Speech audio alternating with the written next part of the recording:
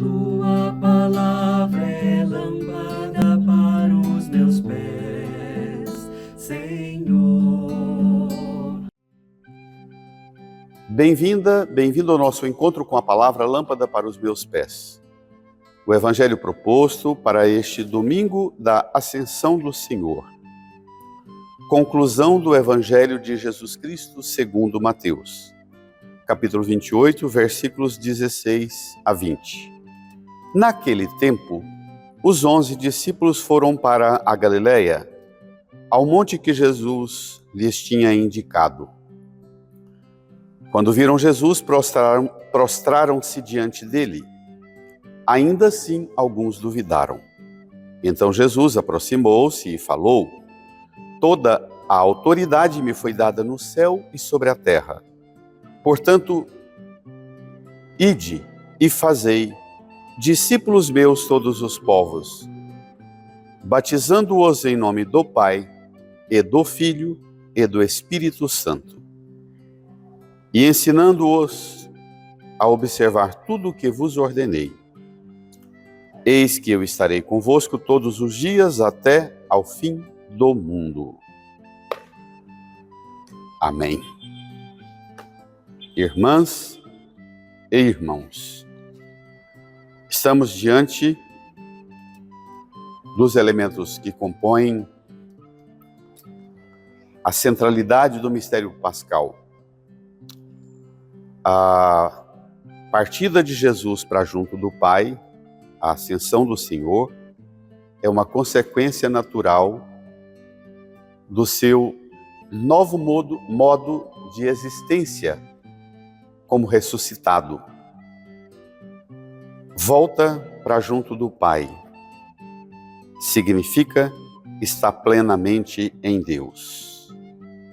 O texto que ouvimos, que por ser um texto breve, a conclusão do Evangelho de Mateus, que a gente está lendo desde o advento do ano passado, novembro,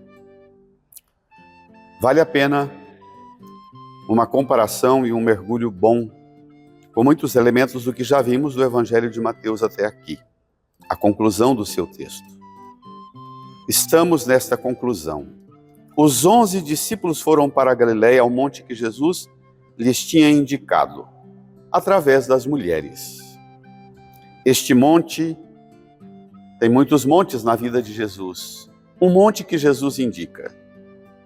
Nós podemos partir daqui pensando particularmente em dois montes muito importantes.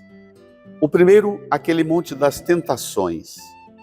A terceira tentação, quando o diabo leva Jesus sobre um alto monte e mostra todos os reinos do mundo e sua glória.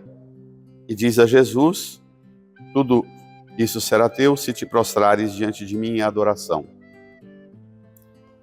Os montes dos reinos deste mundo e sua glória. Um outro monte, no Evangelho de Mateus está no capítulo 4, versículo 8. Um outro monte importantíssimo para a teologia de todos os evangelhos, mas particularmente para Mateus, é o Monte da Transfiguração, no capítulo 17, versículo 1. Jesus sobe uma alta montanha e transfigurou-se diante deles. A cena que decorre aqui, ela recorda muito os dois elementos que contrapõem esse terceiro monte, o monte do caminho da cruz, o monte da transfiguração, e um monte que funda o início da missão de Jesus, logo depois de ser batizado, vai para o deserto, jejum, oração, tem fome, sede, é tentado e vence a tentação. Os discípulos foram para o monte que Jesus indicou na Galileia. Quando viram Jesus, prostraram-se diante dele. É o destino natural de todo aquele que encontra Jesus de verdade, a adoração, a prostração. E o evangelista não poupa o elemento que caracteriza a prostração do adorador. Ainda assim, alguns duvidaram. Dobrados pela dúvida, mas prostram-se. Não permitem que a dúvida os conduza, os endureça, os torne enrijecidos. Você já viu na igreja aquelas pessoas que começam a ter dúvida das coisas de Deus, da igreja, de Cristo, especialmente do Papa, dos bispos, do pregador do Evangelho, aquelas pessoas que elas viram uma estátua assim, nada mais dobra elas. A missa para elas é uma performance de padronização, de uma rigidez, para dizer para todo mundo, eu sei o que é esse trem, ela não se dobra, porque ela já está consolidada, petrificada pela dúvida, ela não se dobra mais.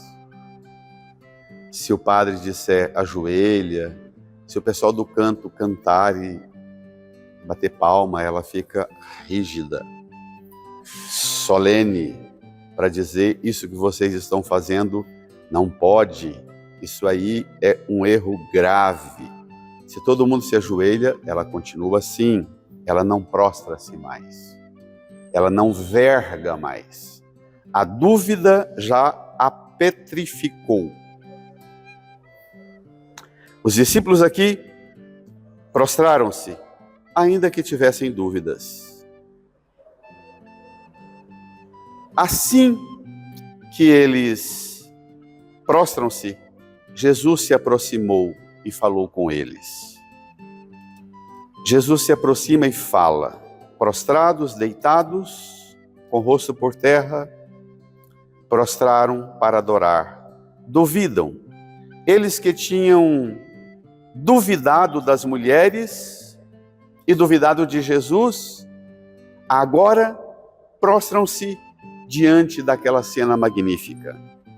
O segmento supõe um processo permanente de acolhida da novidade, das surpresas de Deus. Acharam que as mulheres estavam com desvario, loucas, enlouquecidas. Não acreditaram. Duvidaram e agora prostram-se.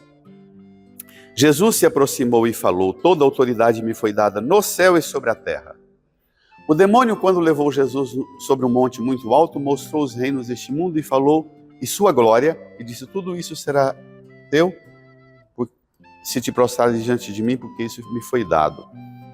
Bento XVI, no livro Jesus de Nazaré, diz que isso o demônio jamais poderá dizer. Toda autoridade me foi dada no céu e sobre a terra. O diabo, quando muito, pode mostrar os reinos deste mundo e sua glória.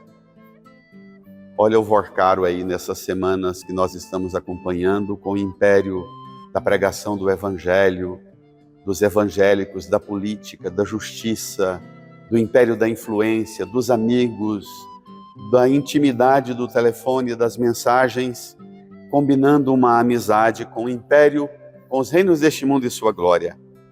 Não poderão nunca dizer, toda autoridade me foi dada no céu e sobre a terra, porque a autoridade do mal pertence às coisas de baixo. Que Jesus arranca do poder do demônio e do mal. Transforma os reinos deste mundo, que o demônio diz que foi dado a ele, Jesus arranca das mãos do demônio. E quer que através da igreja dos cristãos, esses reinos do mundo, essas coisas do mundo, esses bens do mundo sejam administrados e coordenados para o bem de todos, segundo a ordem do que rezamos no Pai Nosso. Venha a nós o vosso reino e seja feita a vossa vontade. Seja feita a vossa vontade na nossa forma de administrar esses bens e de fazê-los bens para o bem de todos e não de alguns. Portanto, sob a autoridade de Jesus, os verbos tão imperativos, ide e fazei. Lembra São José na oficina, ide e fazei. Lembra uma coisa manufaturada, ferramentas manuais. Ide e fazei discípulos meus todos os povos. Por sua morte na cruz, Jesus tocou o abismo da máxima distância de Deus e do humano, especialmente aquele abismo das religiões que pregavam um Deus distante, assombroso, que passava medo e que cobrava altas taxas de impostos e dízimos e ofertas. Por sua morte e ressurreição, Jesus tocou o abismo, venceu, superou o abismo da máxima distância que se instaurou a relação homem e Deus, homem, homem e criação. Os reinos deste mundo, os reinos dos céus, os reinos dos nossos corações e de nossa alma, tudo agora sob o regime dele. E de fazer discípulos meus, todos os povos, batizando-os em nome do Pai, e do Filho e do Espírito Santo. Em nome de significa que se estabelece uma relação pessoal, uma relação trinitária com Deus. Não é eu e meu Jesusinho, mas eu e a realidade mesma de Deus, Pai, Filho e Espírito Santo. Fazei, batizai e ensinai, ensinando-os a observar tudo o que vos ordenei.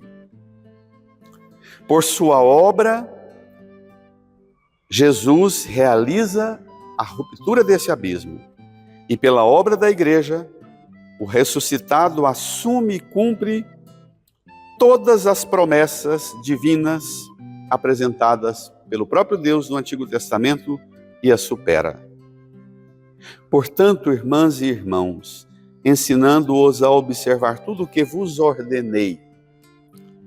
O fracasso do catolicismo nos últimos 50, 100 anos, transformado em um catolicismo de ferramentas ideológicas. Com o medo e com as ferramentas da pregação do Evangelho, poupamos um anúncio que deveria alcançar os corações e mentes de todos.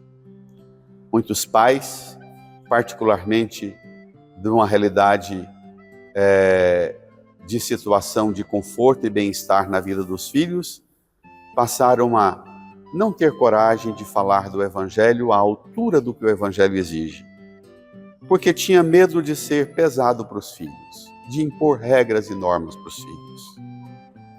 Não soubemos nós transmitir aos nossos filhos o que não se tratava de capricho nosso, mas é um mandato. Ide, fazei, ensinando-os a observar tudo o que vos ordenei. Nós escuto, faz anos, os pais dizerem na porta da igreja: meus filhos não vêm na igreja, mas são meninos bons. E aí pronto, estacionou, matou, ceifou o envio missionário. Neste ano, a Arquidiocese de Goiânia retoma o tema da missão, para preparar o ano do nosso Congresso Eucarístico em 2027. O arcebispo Dom João, a Arquidiocese, chama-nos de novo à missão. Mas que não seja uma missão um oba-oba para fazer barulho na cidade, mas que seja um despertar da igreja mesma para o que Cristo ordenou: fazer discípulos meus, todos os povos, batizando-os e ensinando-os a observar tudo, e não só o que gosta. Tudo, e não só as coisas da igreja com as quais eu tenho afinidade. Aquilo que me é simpático e agradável. A espera messiânica dos apóstolos era uma frustração, e a igreja também, pelos tempos de hoje, a igreja muitas vezes constitui uma frustração para o mundo. Na primeira leitura, quando Jesus está despedindo dos apóstolos, eles dizem: é agora que vais restaurar o reino em Israel? Essa discussão e essa espera antiga, uma espera fracassada. A ideia do Messias como novo Davi, com o reino davídico, é superada por Jesus, e Jesus contrapõe esta esperança de um reino de Davi. O verdadeiro Messias não é filho de Davi, mas é senhor de Davi. Não se senta no trono de Davi, mas se senta no trono de Deus mesmo. Ele tem autoridade para mandar. Ide e fazei discípulos meus. Boa semana.